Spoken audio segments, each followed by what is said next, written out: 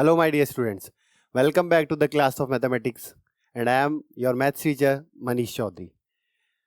Previously, we discussed about the quadratic equation. That what is quadratic equation, and from any equation, how we find that the given equation is a quadratic equation.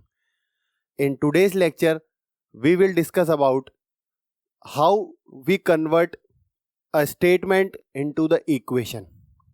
Okay, students.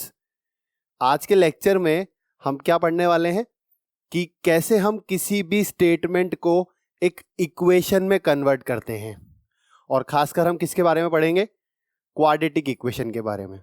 Okay students, कि कैसे एक statement को हम quadratic equation में convert करते हैं. इसके लिए हमें क्या करना पड़ेगा?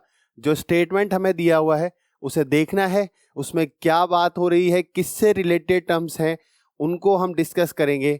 चलो तो देखते हैं. हम फर्स्ट एग्जाम्पल की तरफ चलते हैं. सबसे पहले मैं आपको एक एग्जाम्पल यहाँ पर बताऊंगा, और उस एग्जाम्पल को हमें देखना है कि कैसे उस एग्जाम्पल के अंदर हमने इक्वेशन को बनाया. ठीक है, तो स्टूडेंट सबसे पहले हम यहाँ पर क्वेश्चन पढ़ते हैं.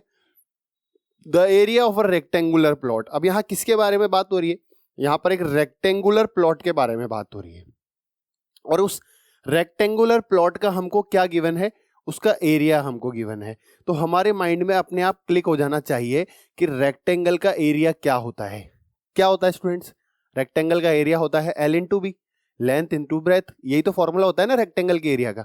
जैसे ही टर्म्स हमारे क्वेश्चन में लिखी हुई हो, उससे हमें अपने आप पता लग जाना चाहिए कि वो क्वेश्चन किस बारे में बात करना चाह रहा है. ठीक है, यहाँ पर क्या लिखा हुआ है?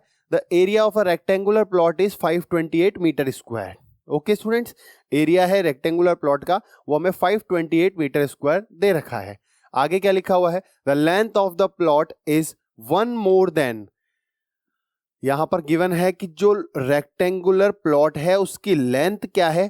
1 more than twice its breath. वो क्या है? एक ज्यादा है. किसकी? ब्रेथ को जब हम ट्वाइस कर देंगे, उससे जैसे ही एक ज्यादा करेंगे तो हमें लेंथ पता लग जाएगा. तो स्टूडेंट सबसे पहली चीज जो हमें क्वेश्चन में ध्यान देने वाली है वो है कि आपका जो क्वेश्चन है वो किस पर डिपेंड कर रहा है. तो अभी यहां पर लेंथ किस पर डिपेंड कर रही है? लेंथ डिपेंड कर रही है ब्रेथ पे. आपको जैसे ही ब्रेथ पता लगेगी आपको लेंथ अपने आप पता चल जाएगी. ठीक है स्टूडेंट्स, आपको ये पता लगाना है कि क्वेश्चन सबसे पहले किस पर डिपेंडेंट है. तो अभी जैसे मैंने पता लगा लिया कि यहां पर जो लेंथ है वो ब्रेथ के ऊपर डिपेंड कर रही है. आगे चलते हैं. We need to find the length and breadth. ठीक है, हमें क्या करना है? आपको लेंथ और ब्रेथ जो है वो फाइंड करनी है. वैसे हमें क्या करना है? सिंपल इन क्वेश्चंस की लेंथ और ब्रेथ तो हम बाद में निकालेंगे. अभी सिंपल हमको स्टेटमेंट पढ़ के उनकी इक्वेशंस बनाना आना चाहिए. ठीक है ना. तो अभी हम क्या करेंगे? सिंपल एक क्वाड्रेटिक इक्वेशन बनाना सीखेंगे. तो सबसे पहली चीज, यहां पर हमें कैसा प्लॉट दिया हुआ है? तो यहां पर एक रेक्टेंगुलर प्लॉट हमको दिया हुआ है. उसमें आपको क्या क्या फाइंड करना है? तो आपको एक लेंथ और एक ब्रेथ फाइंड करनी है. तो सबसे पहले यहां पर आपको पता होना चाहिए कि लेंथ क्या होती है, ब्रेथ क्या होती है. इन दोनों के बारे में बात हो रही है. आमने सामने वाली चीज सेम होती है, इसमें भी आमने सामने वाली चीज सेम होगी. ठीक है ना.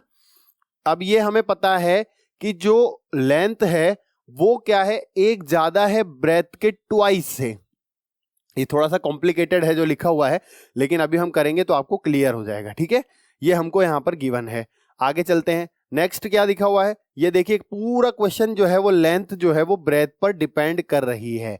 तो हमने क्या किया? हमने ब्रेथ को एक्स लेट कर लिया. ठीक है, जब ये ध्यान रखना कि जब भी आपका क्वेश्चन आपको पता लग जाए कि वो किस पर डिपेंडेंट है, उसी चीज को एक्स मान लो. ठीक है, अभी यहां पर लेंथ किस पर डिपेंड कर रही है? वो लेंथ डिपेंड कर रही है यहां पर ब्रेथ के ऊपर. इसीलिए मैंने क्या किया? ब्रेथ को एक्स लेट कर लिया. ठीक है, यहां पर ब्रेथ को एक्स लेट कर लिया. अब आपको लेंथ पता लगानी है कि लेंथ क्या हो जाएगी. तो ध्यान से देखेंगे, मैं लेंथ के बारे में बात कर रहा हूं. तो यहां पर लेंथ हो जाएगी एक्स की ट्वाइस. पहले तो ये लिखा हुआ है. लेंथ क्या हो जाएगी? ब्रेथ की ट्वाइस, मतलब कि 2x हो गई, उससे एक ज्यादा +1. समझ में आ गया होगा? 2x + 1. ऐसा क्यों हुआ? यहां देखो क्या लिखा हुआ है? एक ज्यादा. किससे एक ज्यादा? यहां लिखा हुआ है ट्वाइस इट्स ब्रेथ. इसकी जो ब्रेथ है उसको आप जैसे ही ट्वाइस करेंगे उससे एक ज्यादा जो होगी वो लेंथ होगी. ठीक है, तो अब यहां पर हम लिख देते हैं, ध्यान से देखिएगा. एक ज्यादा होगी, लेकिन किससे? तो ट्वाइस ऑफ यहां पर ब्रेथ से होगी, तो 2x + 1 हो गई। ठीक है, अब मैंने आपको स्टार्टिंग में बताया था कि यहां पर हमारे जो है वो बात हो रही है एरिया ऑफ रेक्टेंगल से। तो एरिया ऑफ रेक्टेंगल क्या होता है, L × B होता है। अब यहां पर मैं L क्या है मेरे पास x 2x + 1 है, और B क्या है यहां पर मेरे पास x है। इन दोनों को जब मैं मल्टीप्लाई करूंगा तो वो किसके बराबर आ जाएगा, वो एरिया के बराबर आ जाएगा।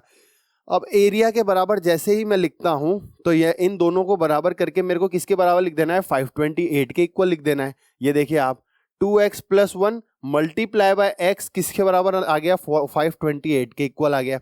इसको जब आप सॉल्व करेंगे तो क्या आंसर आ जाएगा, ध्यान से देखिए। और एक चीज जो हमने कल पिछले लेक्चर में पढ़ी थी कि ये ध्यान रखना है कि कोई भी चीज आपके राइट हैंड साइड पर नहीं होनी चाहिए, उसको आप उठा के लेफ्ट हैंड साइड पर ले जाएंगे। ठीक है ना, ताकि हम किस फॉर्म में उसको चेंज कर पाए, उसको हम जनरल फॉर्म में चेंज कर पाए। जनरल फॉर्म क्या होती है, ax² + bx + c = 0। उसमें राइट हैंड साइड पर 0 आता है। अब इस 528 को हम जैसे ही यहां लेकर गए तो इक्वेशन क्या बन गई, 2x² + x - 528 = 0। तो ये आपके पास क्वाड्रेटिक इक्वेशन आ गई है। कैसे हम स्टेटमेंट को इक्वेशन में चेंज करते हैं वो हमने यहां पर सीखा। आपको सबसे पहले क्या करना होता है, सबसे पहले आपको देखना होता है कि क्वेश्चन में कौन सी चीज किसके ऊपर डिपेंड कर रही है। जो जिस पर डिपेंड करता है उसको हम x मान लेते हैं, उसके बाद जैसा जैसा लिखा हुआ होता है उसको उसके अकॉर्डिंग हम सोल्व कर देते हैं। ठीक है, अब ध्यान से देखिएगा, ये यहां पर आपकी इसकी इक्वेशन आ गई है। नेक्स्ट क्वेश्चन की तरफ चलते हैं। अब इस क्वेश्चन को हम खुद करके देखेंगे। यहां पर सबसे पहले आप पढ़ लें कि क्वेश्चन में क्या दिया हुआ है। क्वेश्चन में लिखा हुआ है रोहन की मदर है। ठीक है, अब यहां पर दो चीजें होंगी, आपको हर क्वेश्चन के अंदर दो चीजें दी हुई होंगी। ठीक है ना, यहां पर एक तो लिखा हुआ है Rohan's mother is 26 year older than him. Rohan की जो मम्मी है वो रोहन से 26 ईयर ओल्डर है। इसका मतलब दो लोग कौन हो गए यहां पर, एक रोहन हो गया, एक रोहन की मम्मी हो गई। अब रोहन की मम्मी 26 ईयर ओल्डर है किससे, रोहन से। इसका मतलब रोहन की मम्मी की जो एज है वो किस पर डिपेंड कर रही है, वो रोहन पर डिपेंड कर रही है। तो आपको क्वेश्चन में पता चल गया होगा। आगे चलते हैं, क्या लिखा हुआ है, the product of their edges, उनकी एजेस का प्रोडक्ट कब, 3 साल बाद वाली जो एज है, अभी जो एज है उससे 3 साल बाद की जो एज होगी, जब उन दोनों की एज को आप मल्टीप्लाई करेंगे, प्रोडक्ट करेंगे, तो आपका आंसर 360 आना चाहिए। ठीक है, तो ये आपका क्वेश्चन दिया हुआ है। अब इसको हम कैसे अरेंज करेंगे तो ध्यान से देखिएगा।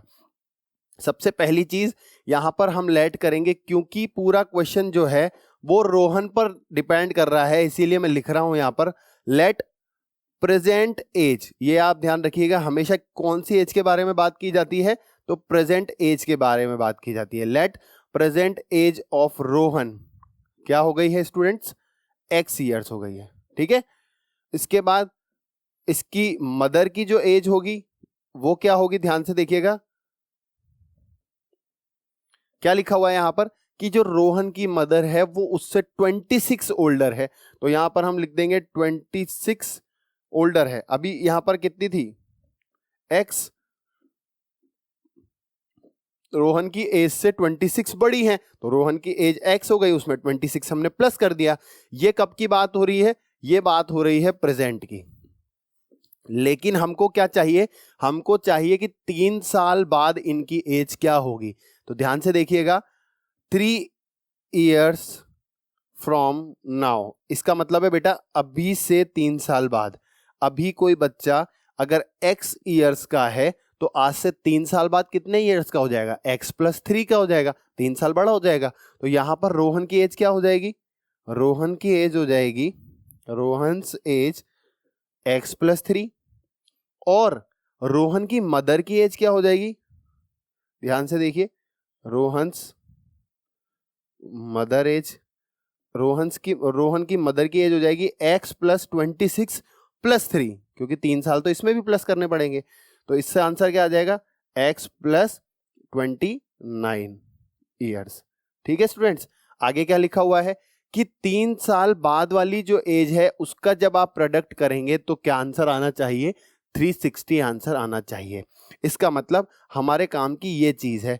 इसकी 3 साल की एज क्या है रोहन की, 3 साल बाद की x+3, और रोहन की मदर की एज क्या है x+29। इन दोनों का जब आप मल्टीप्लाई करें तो आंसर क्या आना चाहिए, आंसर आ जाना चाहिए 360।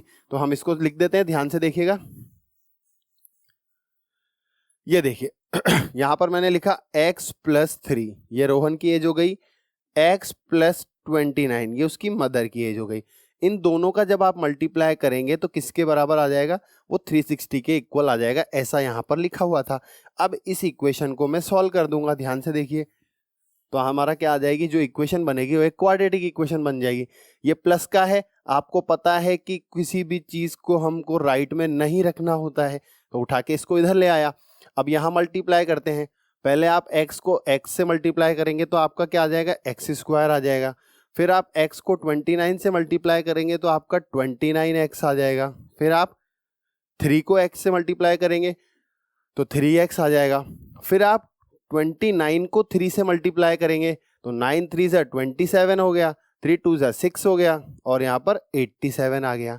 ठीक है, अब ये जो आपका इक्वेशन आया है इसको आप सॉल्व कर दो। सॉल्व करेंगे तो आपके पास आंसर आ जाएगा फाइनल। ध्यान से देखिए, ये x² आ गया, इस x² की और कोई टर्म नहीं है इसीलिए सिंगल आ गया, इसको ऐसा का ऐसा लिख दिया।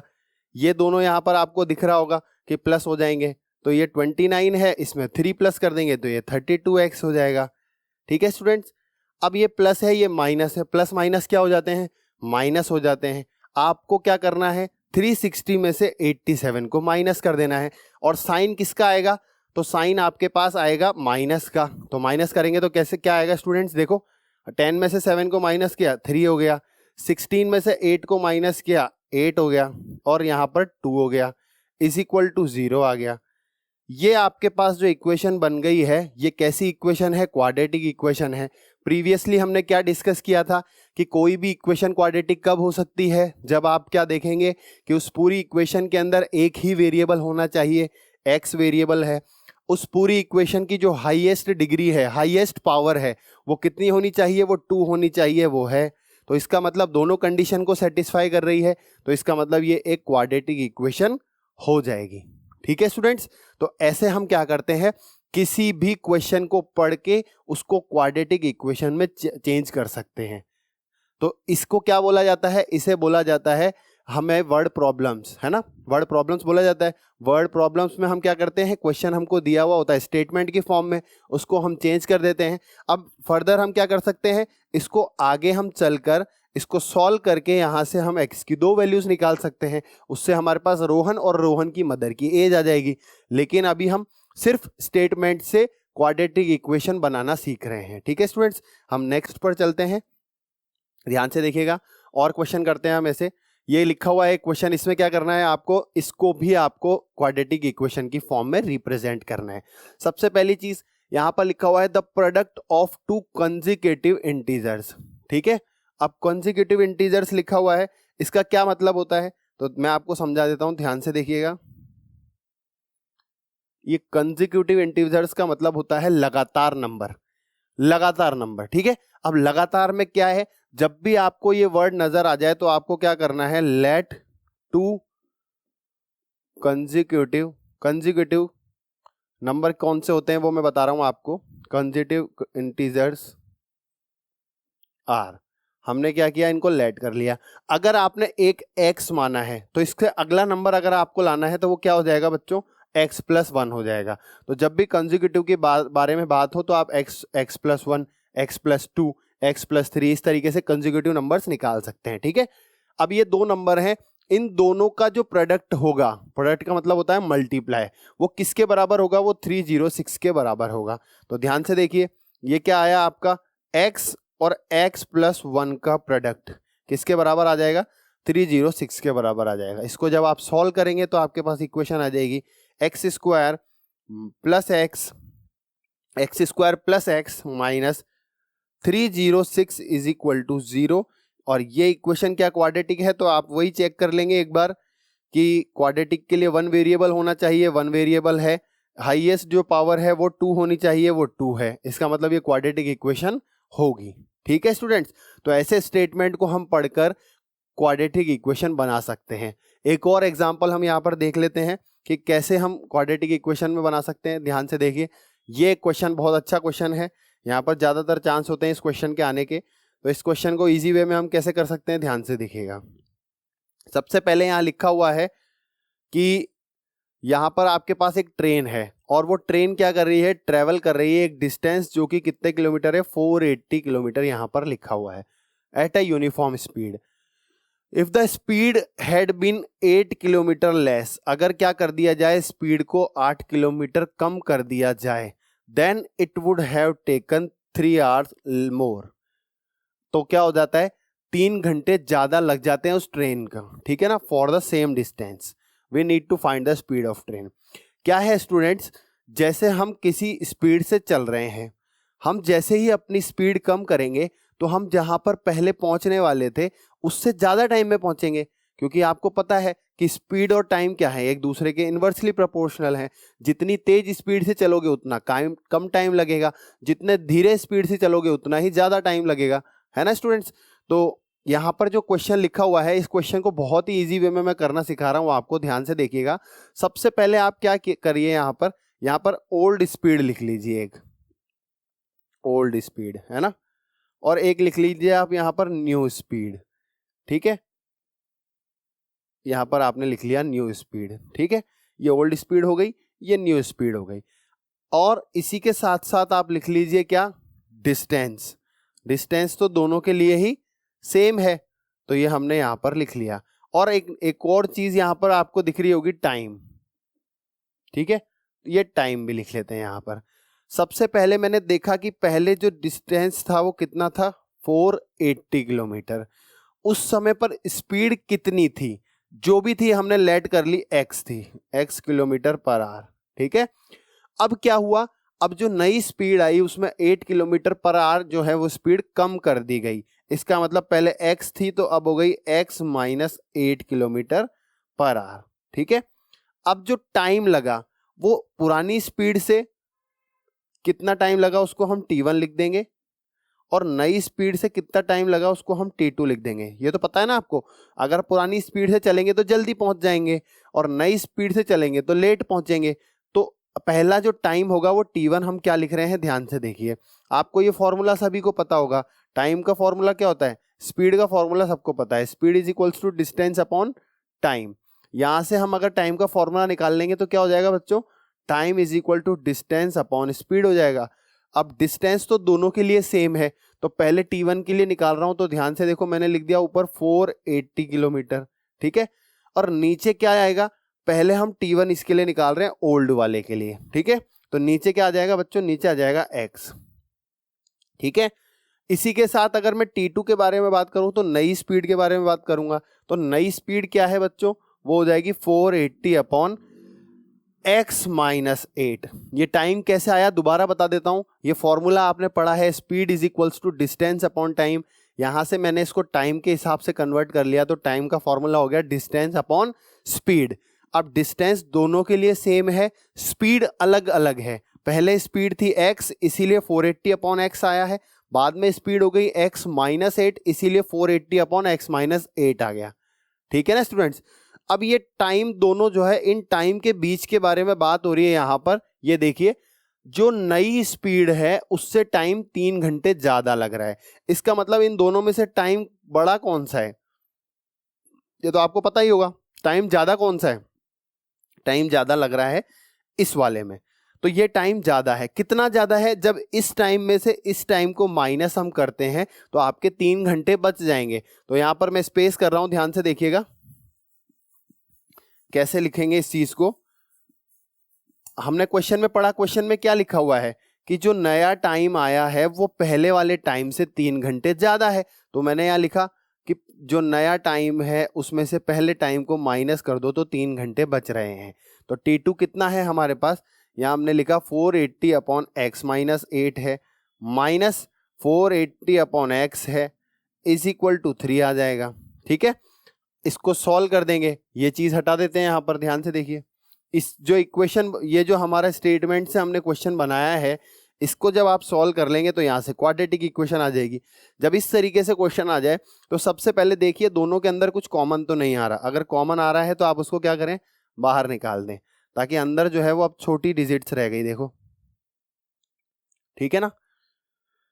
इक्वल टू 3, इस 480 यहाँ पर मल्टीप्लाई में है, उधर जाएगा डिवाइड में हो जाएगा। तो ध्यान से देखो ये क्या आ जाएगा, 1/x - 8 minus 1/x is equal to 3/480। ठीक है, आप 3 से इस 480 को कैंसिल आउट कर दें। 3 से कैंसिल करेंगे, 3 1 जा 3, यहाँ पर भी 3 1 जा 3, 3 6 जा 18 और यहाँ पर आ जाएगा 0। ये आ गया आपका 160। यहाँ पर इसको सॉल्व करेंगे तो एलसीएम आपके पास आएगा x - 8 और मल्टीप्लाई बाय x। ऊपर क्या आ जाएगा, क्रॉस मल्टीप्लाई हो जाएगा, x - 8 और ये आपके पास आ गया है प्लस का 8। प्लस का 8 कैसे आया, क्योंकि यहाँ माइनस का साइन था, तो माइनस के साइन से जब मल्टीप्लाई होगा तो दोनों का साइन कैंसिल हो जाएगा। x से x कैंसिल हो गया, ऊपर क्या बचा, 8 बचा। तो यहाँ नीचे क्या आ जाएगा, इज इक्वल टू 1/160। ठीक है, अब इसको क्रॉस मल्टीप्लाई कर देते हैं। ध्यान से देखिए, x को x से मल्टीप्लाई किया, x² आ गया, माइनस का 8x आ गया। अब इस 8 से हम इसको मल्टीप्लाई कर रहे हैं तो ध्यान से देखिए, ये आ गया आपका 8 0 जा 0, 8 6 जा 48, ये 8 आ गया, 4 कैरी, 8 1 जा 8, तो ये 1280 यहाँ पर आ गया है। आपको पता है कि कभी भी कोई चीज़ को हम राइट हैंड साइड पर नहीं रखते हैं, उसको लेफ्ट हैंड साइड पर ले आते हैं।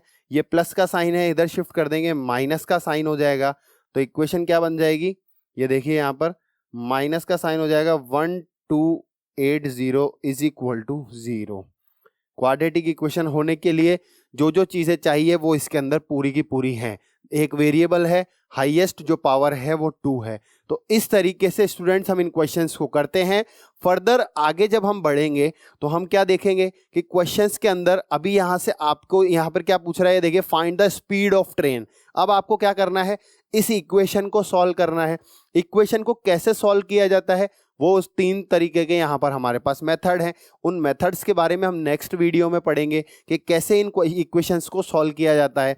आपने एक मेथड तो पहले भी पढ़ा हुआ है, स्प्लिटिंग द मिडिल टर्म, उससे चाहे तो आप उससे भी कर सकते हैं। लेकिन जब इक्वेशंस बड़ी हो जाती हैं तो उसके लिए फर्दर 2 और नए मेथड आ जाते हैं। तो आप क्या करेंगे, हमारी जब नेक्स्ट वीडियो अपलोड होगी उसको आप देखेंगे, उसके अंदर हम कैसे इक्वेशंस को सॉल्व कर पाते हैं इजी वे में, वो आपको देखना है।